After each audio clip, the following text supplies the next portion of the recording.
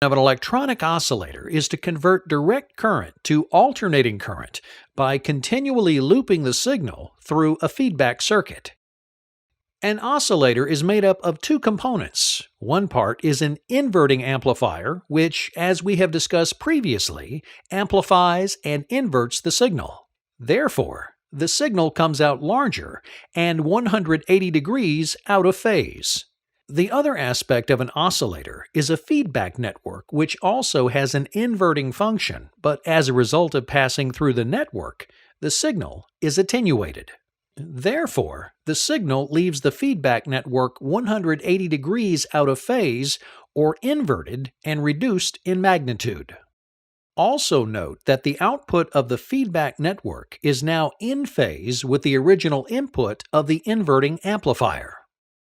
Remember that the feedback network is frequency selective. Therefore, you only get one signal that will arrive back in phase. Feedback networks can function in a variety of ways. In this oscillator example, a phase shift network is employed. This feedback network uses a series of capacitors and resistors to shift the signal's phase by 180 degrees as the signal passes through the network.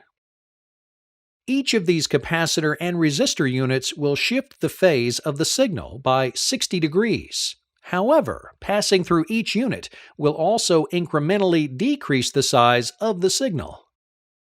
So, by the time the signal leaves the network, it will be 180 degrees out of phase and reduced in size. Finally, the 180 degree out of phase attenuated signal will pass through the inverting amplifier, where it's amplified and shifted 180 degrees back into phase. In order for the oscillator to produce a repetitive oscillating electrical signal, it must follow two criteria. The circuit must have a loop gain that is greater than 1, and it must maintain its phase state. The phase state is sustained when the inverting amplifier's 180 degree phase shift is reversed by the 180 degree phase shift of the feedback network.